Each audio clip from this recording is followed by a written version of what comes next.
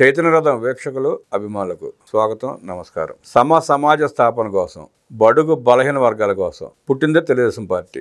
అలాంటి తెలుగుదేశం పార్టీకి కులాలు అంటగడుతూ జగన్ రెడ్డి నుంచి నాటి వైఎస్ రాజశేఖర రెడ్డి వరకు రాజకీయ లబ్ధి పొందే ప్రయత్నంలో కులాలుగా విడగొట్టి, మతాలుగా చీల్చి, ప్రాంతాలుగా వేరు చేసి ఎలా రాజకీయాలు చేశారో చూసాం.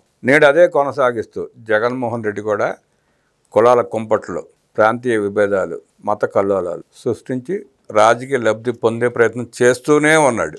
దానిలో భాగంగానే మొన్న తన కార్యకర్త సంవత్సర క్రితం చనిపోతే, అది జగన్మోహన్ రెడ్డి ముఖ్యమంత్రిగా ఉండగానే చనిపోయిన కార్యకర్త కోసం నిన్న సంవత్సరం దాటిన తర్వాత వెళ్ళి విగ్రహాన్ని ఆవిష్కరించి పూలమాల వేసి అక్కడ కూడా కులం గురించి మాట్లాడుతున్నాడు. మొన్నటిదాకా అదే జగన్మోహన్ రెడ్డి కమరావతి అన్నాడు, భ్రమరావతి అన్నాడు, కమ్మ అధికారుల్ని హింసించాడు, కమ్మ కులాన్ని దూషించాడు, తిట్టించాడు. ఇప్పుడు అదే జగన్మోహన్ రెడ్డి కమ్మ కుల స్తోత్రం ఎత్తుకున్నాడు. ఇక్కడ కూడా మళ్ళీ కుంపట రాజేసే ప్రయత్నం. అయినా జగన్మోహన్ రెడ్డిని నమ్మే పరిస్థితులు ఎవరు లేరు. ఏ కులం లేదు, ఏ వర్గం లేదు, అది వేరే సంగతి. అసలు కమ్మ కులం ప్రస్తావన ఎందుకు తీసుకొచ్చాడు? వాళ్ళ ప్రాపక కోసం ఎందుకు పాకులాడుతున్నాడు? అడిగి తెలుసుకునే ప్రయత్నం చేద్దాం. విశ్లేషించడానికి సీనియర్ జర్నలిస్ట్ దుర్గా కుమార్ గారు ఉన్నారు. వారిని అడిగి మరిన్ని విశేషాలు తెలుసుకుందాం. సార్ నమస్తే. నమస్కారం బ్రహ్మ గారు, మన చైతన్యరథం వీక్షకులు కూడా.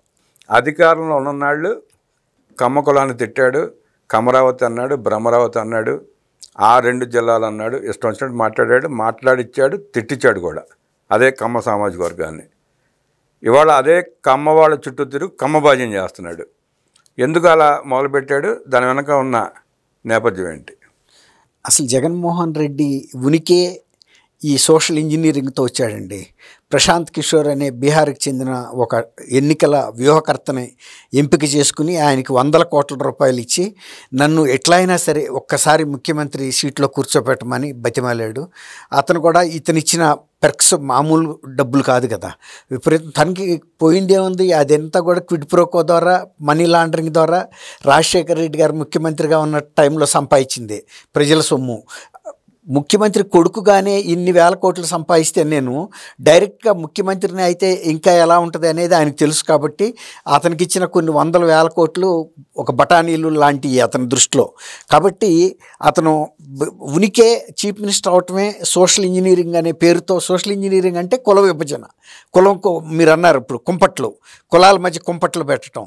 ఆంధ్రప్రదేశ్లో అది ఆయనకి చాలా సునాయాసంగా అధికారంలో రావడానికి ఉపయోగపడింది. అబ్బా నాకు ఇక బాగా సూత్రం కుదిరింది కదా, ఇంకా వీళ్ళతో కూడా పని లేదు అనేసి 2024లో ఆ పీకేని కూడా లెక్క చేయలే. అసలు ఆయన కొన్ని చెప్పాడు, అయ్యా నువ్వు అధికారంలోకి వచ్చావు, ఇప్పుడు ఒళ్ళు దగ్గర పెట్టుకుని పని చేసుకో, అంతేగాని నువ్వు ఇట్లాంటి అవినీతి కార్యక్రమాలు, అక్రమాలు, దౌర్జన్యాలు, దాష్టికాలు అన్ని వర్గాలని టార్గెట్ చేసి హిట్లర్ లాగా నియంతలాగా పరిపాలిస్తే మాత్రం నిన్నెవరో కాపాడలేరు. తర్వాత రాజకీయ ప్రత్యర్థుల మీద కక్ష సాధింపు చర్యలకి దిగితే కూడా ప్రజలు హర్షించరు. భారతదేశ చరిత్రలో ఇలా కక్ష సాధింపు చేసినటువంటి ఏ రాజకీయ పార్టీ కానీ నాయకుడు కానీ మనుగడ సాధించలేదు. కాబట్టి నువ్వు జాగ్రత్తగా ఉండమని కూడా హెచ్చరించాడు. మరీ ముఖ్యంగా చంద్రబాబు నాయుడు గారిని అరెస్ట్ చేయాలని ఉర్రూతలు ఊగుతున్న టైంలో కూడా ఆయన మాత్రం తను బాధ్యతగా, ఎందుకంటే ఈయన ఉప్పు తిన్నాడు కాబట్టి చెప్పి చూశాడు. ఎప్పుడైతే ఈయన ఎవరిని లెక్క చేయట్లేదో ఇక అతను దూరం వెళ్ళిపోయాడు. అప్పుడు చెప్పాడు, నేను జగన్మోహన్ రెడ్డికి ఎంత మాత్రం రాజకీయ సలహాదారుని ఇప్పుడు కాదు, వ్యూహకర్తను అంతకన్నా కాదు. తను ఇష్టానుసారంగా తను కొత్త సలహాదారుల్ని, తను తాబేదారుల్ని, తను భజనా పరుల్ని పెట్టుకుని చేసుకుంటున్నాడు. తను చేస్తున్న ఆర్థిక విధానాలు కూడా రాష్ట్రానికి ప్రయోజనం కలిగించవు. అవి కేవలం ప్రజలకి ప్రజల్ని అనునయించడానికి చేస్తున్నాడే తప్ప రాష్ట్ర ఆర్థిక వ్యవస్థ దెబ్బతింటుంది.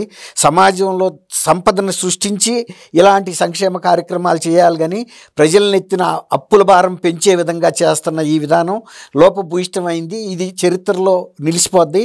గతంలో కొన్ని దేశాలు ఎలా అయితే దివాళా తీసినాయో ఆంధ్రప్రదేశ్ పరిస్థితి కూడా అదే కాబోతుందని కూడా ఆయన హెచ్చరికలు బహిరంగంగా కూడా చేశాడు. ఇప్పుడు మీరు అడిగారు ఎందుకు మళ్ళీ ఈ కులాలు ఎత్తుకున్నాడని. ఇప్పుడు ఆయనకి ఏం భయం వచ్చిందంటే, మీరు అన్నట్టు మొన్న ఓటమి అనేది ఇక జగన్మోహన్ రెడ్డి ఆంధ్రప్రదేశ్లో ఉనికి ఉండదనేది ఒక నిర్ణయానికి వచ్చాడు. ఇప్పుడు మళ్ళీ కుల భజన మొదలుపెట్టాడు. కమ్మవారిని చంద్రబాబు నాయుడు ఇచ్చేస్తున్నాడు. నువ్వేమన్నా కమ్మవారిని ఏమన్నా ఉద్ధరించావా? నీ టైంలో ఏమన్నా నువ్వు టార్గెట్ చేసిందే కమ్మారిని. సరే కమ్మారితో ఆగావా అంటే కమ్మారితో కూడా ఆగలా. ఒక్కసారి రక్తంకి అలవాటు పడిన క్రూర మృగం ఏది కూడా ఫలానా జంతువునే తినాలనుకోదు, ఏ రక్తం వచ్చే జంతువునైనా తింటుంది. అలాగే అతను కూడా అన్ని జాతుల వాళ్ళని కూడా అన్ని వర్గాల వాళ్ళని కూడా వేధించాడు. అది 5 సంవత్సరాల్లో అందరికీ అర్థమైపోయింది. నిన్ను నిన్ను నిన్ను నిన్ను ఎవరిని వదలని సమాజంలో సవాల్ చేసి వేధించాడు. అది వాళ్ళు కూడా కడుపులో పెట్టుకున్నారు ఆ కక్షని, పగ, ఇతన్ని ఇంత దుర్మార్గుడని. కానీ ఏం చేయగలుగుతారు? ఎన్నికలు వచ్చే వరకు గుటకలు మింగుతా కూర్చున్నారు. ఎప్పుడైతే 24 ఎన్నికలు వచ్చినాయో బూతుల్లోకి వెళ్ళి ఈవీఎంలలో నొక్కండి బాబు మీరు మీ అభిప్రాయాలను అనగానే ఒకటే నొక్కారు. అది జగన్మోహన్ రెడ్డి మీద వ్యతిరేకంగా పేలిన ట్రిగ్గర్లన్నీ. అందుకే ఆ పిన్నెల్లి రామకృష్ణారెడ్డి కూడా ఈవీఎంలు పగలగొట్టిన కారణం ఏంటంటే అప్పుడు అర్థమైపోయింది అతనికి, నేను ఓడిపోతున్నాను, పార్టీ కూడా ఘోరంగా ఓడిపోతుందన్న అక్కస్తో వెళ్ళి ఈవీఎంలు కూడా పగలగొట్టాడు. సరే, ఆ పగలగొట్టిన వ్యక్తిని వెళ్ళి పరామర్శించాడు, వేరే మాట. నిన్న మీరన్నట్టు సత్తెనపల్లిలో కూడా చంద్రబాబు నాయుడు గారు ఆయన కమ్మవారిని వేధిస్తున్నాడు. ఆయనకి సరే బుద్ధో జ్ఞానమో లేదనుకుందాం. జగన్మోహన్ రెడ్డి ముఖ్యమంత్రిగా ఉండగానే జగన్మోహన్ రెడ్డి కేసు పెట్టించాడు. జగన్మోహన్ రెడ్డి ముఖ్యమంత్రిగా ఉండగానే ఆత్మహత్య చేసుకుని చనిపోయాడు. కూటమి ప్రభుత్వం కానీ కూటమి నాయకులు కానీ సంబంధం ఏముంది? అవును, ఇప్పుడు మీరు అన్నట్టు ఆయన 175కి 175 సీట్లు గెలుస్తాను జగన్మోహన్ రెడ్డి డంకా బజాయించి చెప్పినప్పుడు ఒక్క నాగమల్లేశ్వరరావు కాదు, అలాంటి వాళ్ళు అనేక మంది బెట్టలు కాశారు. ఏది వైఎస్ఆర్సీపీ పార్టీ అన్ని నియోజకవర్గాల్లో గెలుస్తుందని, 175లో కూడా గెలుస్తుందని, ఇలా జనరల్ బెట్టలు కూడా కాశారు వాళ్ళ సొంత నియోజకవర్గంలో గెలవటంతో పాటు. ఎందుకంటే నువ్వు ఇచ్చిన సూచనలు అలా ఉన్నాయి, నమ్మి కాసినందుకు అతను బలైపోయాడు. అట్లాంటి వాళ్ళు అనేక మంది బలయ్యారు. తర్వాత ఫలానా వ్యక్తులని కొంతమంది పేర్లు చెప్పాడు. ఇది వంశీ నీ సమక్షంలో మరి వేరే మహిళల్ని ఎంత అసభ్యంగా మాట్లాడితే నువ్వు ఒక పార్టీ నాయకుడిగా ఖండించలేదు. సరే, అది వదిలేసాయి. తెలుగుదేశం మీద దాడి జరిగితే కార్యాలయాల మీద మా పార్టీ కార్యకర్తలకి నా అభిమానులకి బీపీ పెరిగిందేమో అని నువ్వు సమర్థించావు. బీపీ పెరిగితే ఎవరినైనా మనిషిని చంపితేనో లేకపోతే ఇతరుల ఆస్తిని ధ్వంసం చేస్తేనో ఊరుకునే చట్టం ఎక్కడన్నా ఉందా? అట్లాగే నీ బీపీ పెరిగి ఇప్పుడు నీ మీద కూడా ఎవడన్నా వచ్చి ఫసానా అదేంటండి, అది రఫా అంటే నువ్వు ఊరుకుంటావా? అది నీ మేడ, ఆడు రఫా అని అనిపించవచ్చు, కానీ నీ మేడ నువ్వు ఎట్లా చేస్తావు? అట్లాగే తెలుగుదేశం మీద కార్యాలయం మీద దాడి చేశాడు. ఆ కేసు అట్లా ఉండగానే మళ్ళీ అది ఉపసంహరించమని ఒక దళిత వర్గానికి చెందినటువంటి వ్యక్తిని కిడ్నాప్ చేస్తే అది కూడా కేసు పెట్టొద్దంటే ఏం చేయాలి పోలీసులు? చట్టం ఏంటి? ఇప్పుడు దళితులకి ఇప్పుడు నువ్వు కాబట్టి కోడికత్తి కేసును 5 సంవత్సరాల పాటు జైల్లో ఉంచగలిగావు. ఇది నువ్వు ముఖ్యమంత్రిగా ఉండి వెళ్ళి స్టేట్మెంట్ ఇవ్వకుండా కోర్టులో. అట్లాగే కొడాలి నాని చేసిన అవినీతికి సంబంధించి కేసులు పెట్టొద్దంటావా? ఎవరి మీద? అందరి మీద. ఇప్పుడు అతను సినిమా యాక్టర్ అతను పోసాని మురళీకృష్ణకి మీ సోషల్ మీడియా వాళ్ళు, సాక్షి మీడియా వాళ్ళు వెళ్ళి అన్ని రకాల వీడియోలు ఇచ్చి నువ్వు ప్రెస్ కాన్ఫరెన్స్ పెట్టు అని అంటే నీ మాటలు నమ్మి ప్రెస్ కాన్ఫరెన్స్ పెడితే అతను అనుకున్నాడంట ప్రెస్ కాన్ఫరెన్స్లో మాట్లాడితే ఇలాంటి చర్యలు ఉండవని అనుకుని ఆయనే చెప్పాడు కదా. భార్గవ్ రెడ్డి వైరల్ చేశాడు. ఇక్కడ ప్రతి కులంలో ఉన్న దరిద్రులు, యదవులు, సన్నాసులంతా జగన్మోహన్ రెడ్డి పక్కన ఉన్నారు.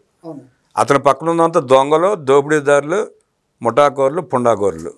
ఆ యదవలను పెట్టుకుని కులాలుగా విభజించి నాటకాలు ఆడదంటే ఎట కుదురుద్ది? ప్రజలు ఎందుకు, సమాజం ఎందుకు ఒప్పుకుంటారు? అందుకే కదా ఒప్పుకోలేదు కదా 2024లో ప్రజలు ఆ తీర్పు ఎందుకు ఇచ్చారు నీకు? నువ్వు సరిగ్గా కనుక పరిపాలన చేసి ఉంటే కుల మతాలకి అతీతంగా, ప్రాంతీయ తత్వాలకి అతీతంగా మంచి భావంతో కనుక నువ్వు చేసి ఉంటే నిజంగా నీకు 175 సీట్లు రావాల్సిందే. అంతకుముందు 151 సీట్లు ఇచ్చిన వాళ్ళు ఆ 11 సీట్లు ఇవ్వటానికి పెద్ద కష్టమేముంది? అంతే కదండి. ఎందుకు ఇచ్చారన్న దాన్ని సమీక్షించుకోకుండా, ఆత్మ పరిశీలన చేసుకోకుండా ఇవాళకి అదే బాటలో, అదే కుల రొచ్చులో, కుల కుంపట్లో వెళ్తున్నాడు. తర్వాత కులాల పేరు మీద పెట్టి లేఖలు రాయటం ఎక్కడన్నా ఉందా అండి? ఇంతవరకు చీఫ్ మినిస్టర్లు ఎవరన్నా ఆ స్థాయిలో దిగజారిన వాళ్ళు ఉన్నారా? తర్వాత కమ్మ అధికారుల్ని టార్గెట్ చేశానన్న వ్యక్తివి మరి దళిత వర్గాలకు చెందినటువంటి డాక్టర్ సుధాకర్ని కానీ చాలామంది అధికారులను కానీ వ్యక్తులను కానీ ఎందుకు టార్గెట్ చేసావు నువ్వు? నీకు ఇన్ని వర్గాల మధ్య ప్రజల మీద నీకు ఇంత ద్వేషం ఎందుకుంది? సరే, నీ సొంత కుటుంబ సభ్యుల మీద నీకుంది అంటే నువ్వు ఎవరైనా కూడా ఒక మానవ ద్వేషివి. అతనికి ఎవరి పొత్తు కుదరదండి. అందుకనే ఆయన కట్టుకునే ప్యాలెస్లు కూడా ఒక 20 ఎకరాల్లో 25 ఎకరాల్లో కట్టుకుని ఒక 20 ఎత్తుల ఫెన్సింగ్లు పెట్టుకుని ఒంటరి జీవితం బతకటానికి, ఒంటరిగా 4 గోడల మధ్యలో బైబిల్ చదవటానికి అలవాటు పడ్డాడు. కానీ ఏదైనా ఒక చర్చిలోకి వెళ్ళటం, నలుగురితో కలిస్తే ఆయన మానసిక పరిపక్వత పెరిగేది. దాని మూలాన ఏమైందంటే ఒక రకమైన సైకోగా తయారైపోయాడు. ఎవరైనా సరే నాకు మనుషులు గిట్టదు, పొడగిట్టదు, నా తల్లి చెల్లి అయినా సరే ఆస్తి మొత్తం నాకే రావాలి. అట్లాగే రాష్ట్రంలో నేను ఎవరికి ఖర్చు పెట్టిన, ఎవరి శ్రేయస్ కోసం ఏ ఫండ్ అయినా నాకు రావాల్సిందే. ఎంత నాసిరకం మద్యం అమ్మినా అయినా సరే నా బొక్కసం నిండాలి, ఈ విధమైనటువంటి ఆ విధానాలను ఆశ్రయించి ఇవాళ పదవి పోయేటప్పటికి వెర్రి గంగిరెలు ఎత్తున్నాడు. ఏ మాట మాట్లాడుతున్నాడో ఏం చేస్తున్నాడో కూడా ఆయన చేయట్ల. మనిషి కూడా కళ్ళు ఇంత లోపలికి వెళ్ళిపోయినాయి. అంటే రాత్రిపూటకి నిద్ర లేదు. ఎందుకు? నాకు పదవి పోయింది, నాకు ఇదివరకు 1000 మంది సిబ్బంది కాపలా కాసేవాళ్ళు, ఇవాళ అది కూడా అడిగాడు కదా, నాకు సిబ్బందిని పెంచండి అని. సరే ఎక్కడెక్కడ దాకా వెళ్ళాడు, ప్రతిపక్ష హోదా ఇవ్వమని. ప్రజలు ఇవ్వాల్సిన హోదాని గవర్నర్లో, న్యాయస్థానాల్లో, రాష్ట్రపతితో, ఉపరాష్ట్రపతితో ఇస్తారా అండి? ప్రజలు నిన్ను చీకొట్టారు. ఇప్పుడు అది ఎలా చేయాలో తెలియక, అంటే వాళ్ళని మెప్పించి అధికారంలోకి వచ్చే ఇది ఓపిక అతనికి లేదు. ఇప్పుడు బెదిరించే ధోరణికి వచ్చాడు. మీ సంగతి చూస్తాను, అదేదో ఇప్పుడు చెప్పాడు కదా రఫా కోస్తానని.